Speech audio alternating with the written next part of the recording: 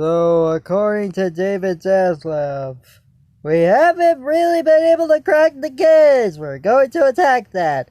We think that really differentiates us, and we're going to have to really promote it. We haven't been. Gee, I wonder why. After that whole August 2022 purge that left so many series being removed off of HBO MAX, which that was not a good idea just to save money. And that Elliot from Earth is currently unavailable on digital streaming platforms, which is really unfortunate because Elliot from Earth really deserved better. This show did not deserve to be treated this poorly after being removed off of stuff like Amazon. That is just very unfortunate for this series, especially that ended off with a cliffhanger. Warner Bros. Discovery is nothing but a disaster, and I am not surprised to see on how it just keeps getting hypocritical, that they promised not to do tax write-offs, but they decided to keep doing it anyway, which is very unfortunate, especially with Elliot from Earth. But oh my goodness, this really feels hypocritical, given that I just found out on something really not so pleasant. This was from supposedly Reddit, on one of the people who worked on Jessica's Little Big World, or Big Little World, and it says, "There won't be any more episodes, I'm afraid." The reply said, "I'm a little confused by this. Could you please elaborate? I thought it was supposed to be 20 episodes. Are the 5 that aired so far all that was made, or are the other 15 coming eventually?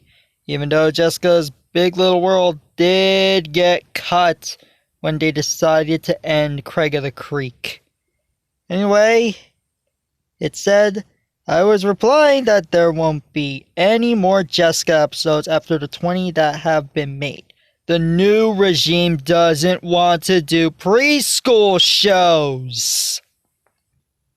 Maybe this was the reason why Scooby-Doo and the Mystery Pups decided to be cut from production. They decided to stop production, and they decided to just not have it on HBO Max, and instead just find a different streaming platform to have access to. Which that really brings perspective, given how Zaslav really did not treat Scooby-Doo that well, with Scooby-Doo Scoob Holiday Hunt being written off despite being finished on production to allow. And that Tom and Jerry Time also unfortunately got cancelled during production, despite the fact that it actually looks pretty good. Oh my goodness, Tom and Jerry Time, they decided to cancel that, and it's very unfortunate because the animation test was pretty cool. I gotta say, they really nailed it on that animation. As that was axed because of David Zaslav himself. And I like to keep in mind that Cartoonito still is able to have Blue and the Valley Bunch from that upfront. Still no updates from that despite premiering worldwide. And they have other shows on the block in the future as well, such as the upcoming CGI Barney reboot, which is going to be on Cartoonito, as well as stuff from Max like Bees, Block, and Hop. So, I don't know why they decided not to have more preschool content despite... Oh, wait. I think I know why. Cartoonito was not a move from Zaslav. It was a move from Tom Asheheim, who no longer works on Warner Brothers Discovery. as he left his position as CEO of Cartoon Network.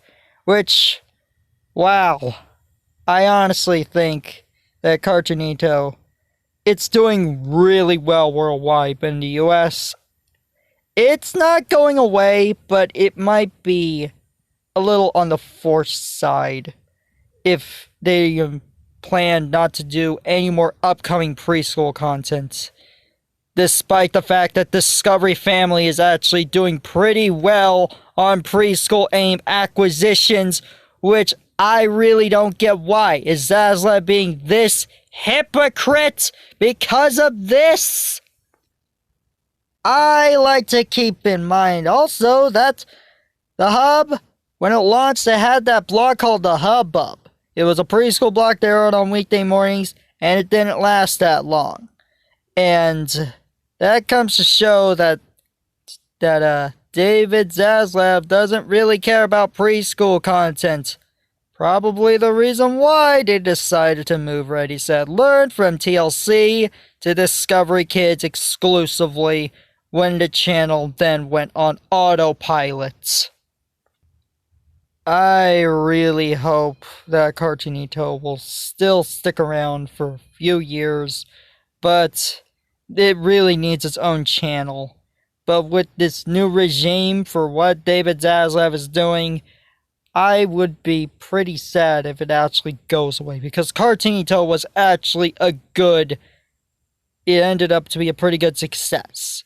The concept was pretty mixed, given the fact that Cartoon Network did have another preschool block before, and it didn't do so well, being Tickle You. But I'll take Cartoonito over Tickle You, because Cartoonito is actually educational with its content, as Tickle You didn't really have that much education. It was just used for a child's sense of humor to be educational, which I don't know why. No wonder Tickle You didn't last that long. Wow. Compared to Nick Jr. and Playhouse Disney. Overall, for what Zaslav did was hypocritical. It is just hypocritical for what he said, despite the fact that he doesn't really want to do preschool content anymore because of that whole regime thing, and that they decided to save money by ruining the company more and more and more. The merger is nothing but a dumpster fire. It is not a good merger. I blame the AT&T merger because of the Discovery merger, because it is just... no. My goodness, did the AT&T merger really ruin Warner Bros. A lot there. And for what they have been doing is just not that great. I honestly hope that Cartoonito keeps sticking around, but with this whole thing with Warner Bros. Discovery, decide for that plan to make sure if they want to advertise kids' content more, despite being promised earlier with the announcement of Max. Yeah, I have mixed thoughts to think about that, even though Cartoonito would be a worthy replacement of Discovery Family, as that is honestly needed given how Discovery Family is doing pretty well on preschool content, and, well, it is more worthy than to be just a block on Cartoon Network, and that in worldwide, it has been dominating, replacing a lot of boomerangs. So, yeah. Anyway, guys, this is Kawaii Life Antonio, signing off. Peace.